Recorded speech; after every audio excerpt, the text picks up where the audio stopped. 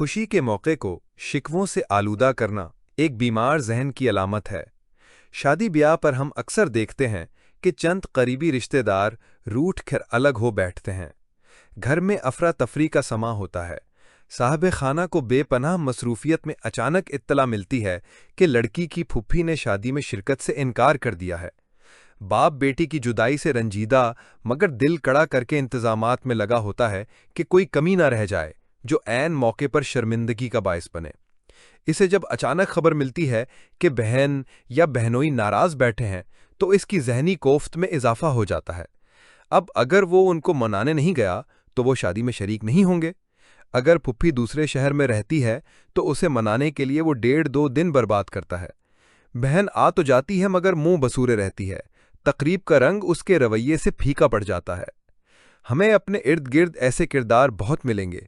अताउल हक कासमी साहब ने अपने नाकाबिल फरामोश ड्रामे ख्वाजा एंड सन्स में दामाद का ऐसा ही किरदार तख्लीक किया जो खुशी के हर मौके पर रंग में भंग डालता है।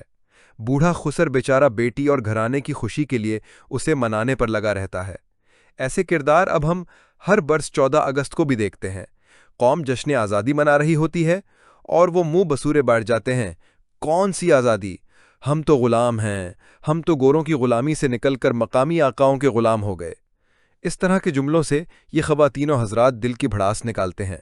किसी की शिकायत सियासी होती है, किसी की मुआशी। ये मुमकिन है कि शिकायत रवा हो, लेकिन इसको जाहिर करने का क्या यही मौका है? हो सकता है बहन को भाई से जायज़ शिकवा हो, मगर क्या इसका इजहार उस वक्त करना चाहिए जब भाई बेटी को रुखसत करते हुए खुशी के साथ एक बड़े कर्ब से गुजर रहा हो? दुख और मुसरत के इन मिले जुले लम्हों में क्या इस रिश्ते का तकाजा यही है कि इसे मज़ीद परेशान किया जाए? ये एक नफ्सियाती मर्ज़ है जो अब शख्सी नहीं रहा, कौमी हो गया है। पाकिस्तान के साथ हमारा ताल्लुक़ हमारे तास्सुबात और मफादात का असीर हो गया है। हमें आज इस पाकिस्तान से कोई दिलचस्पी नहीं जिसमें हमारा लीडर जेल में है। हमें इस मुल्क से कोई मोहब्बत नहीं जहां हम हस्बे मंशा ज़िंदगी नहीं गुजार रहे। हमें कुछ अंदाज़ा नहीं होता कि पाकिस्तान का शहरी होना ही कितनी बड़ी नेमत है। उनको छोड़कर जिन्होंने पाकिस्तान के लिए हिजरत की, यहाँ बसने वालों की अक्सरियत का ये मुल्क ही नहीं वतन भी है। वो नस्लों से यहाँ आबाद हैं।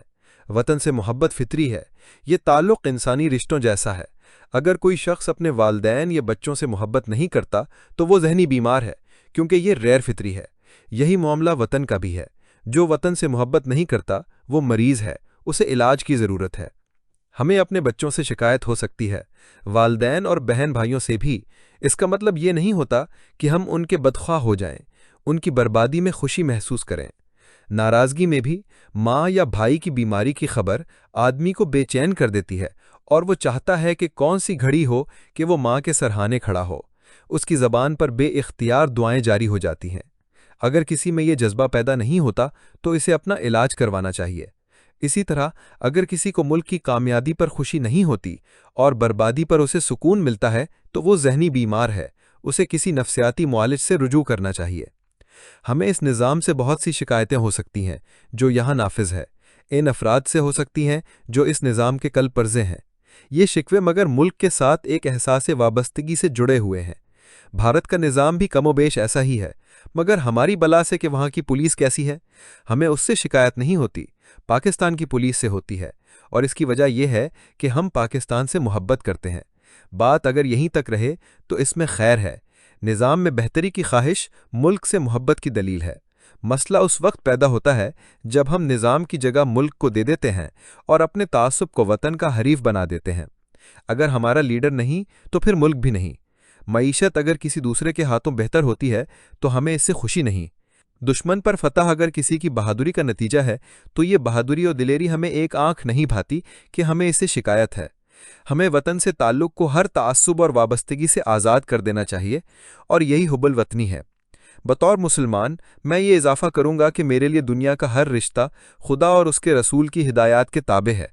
इसका मतलब है कि अल्लाह ताला और उसके रसूल सल्लल्लाहु अलैहि वसल्लम ने जो अहकामात दिए हैं, जो आदाब सिखाए हैं, मेरी मोहब्बत का इजहार उनके मुताबिक होना चाहिए। वालदैन हो या औलाद, वतन हो या कबीला, हर मोहब्बत खुदा की हिदायत के ताबे होनी चाहिए। ये हिदायत मुझे वतन, कबीले और इंसानी रिश्तों से मोहब्बत सिखाती है। اللہ یہ کہیں خیر و شر میں امتیاز اور انصاف کا امتحان درپیش ہو۔ اس میں میرے لیے حکم یہی ہے کہ میں خیر اور انصاف کے ساتھ کھڑا ہو جاؤں۔ 14 اگست ہماری تاریخ کے ایک نئے دور کا آغاز ہے۔ یہ ہماری آزادی کا دن ہے۔ تاریخ نے 20ویں صدی میں ایک بڑی کروٹ لی۔ دنیا سلطنتوں کے عہد سے نکل کر قومی ریاستوں کے دور میں داخل ہوئی۔ ہم خوش قسمت ہیں کہ ہمارا وطن اور ملک ایک ہیں۔ جس نسل نے ہجرت کی اسے ایک تاریخی حادثے کا سامنا کرنا پڑا جس نے ان کے وجود کو 2 حصوں میں تقسیم کر دیا۔ ان کی نئی نسل کو اس المیے کا سامنا نہیں۔ اب یہاں بسنے والا شاید ہی کوئی ایسا ہو پاکستان جس کے لیے وطن نہ ہو۔ اس لیے اب کسی کے لیے کوئی تاریخی ابہام باقی نہیں رہا۔ پاکستان سے محبت سب کے لیے فطری ہے۔